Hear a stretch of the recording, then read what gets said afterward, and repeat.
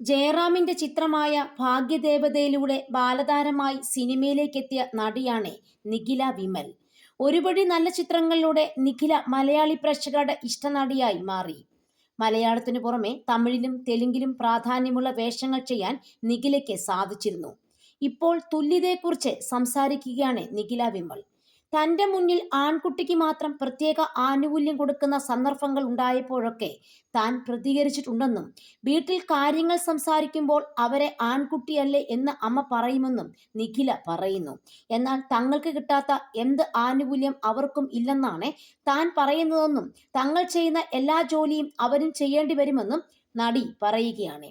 എന്റെ മുന്നിൽ ആൺകുട്ടിക്ക് മാത്രം പ്രത്യേക ആനുകൂല്യം നൽകുന്ന സന്ദർഭങ്ങൾ ഉണ്ടായപ്പോഴെല്ലാം പ്രതികരിച്ചിട്ടുണ്ട്. വീട്ടിൽ നിന്ന് പോലും ചില വിഷയങ്ങൾ സംസാരിക്കുമ്പോൾ അവർ ആൺകുട്ടിയല്ലേ എന്ന് അമ്മ പറയും.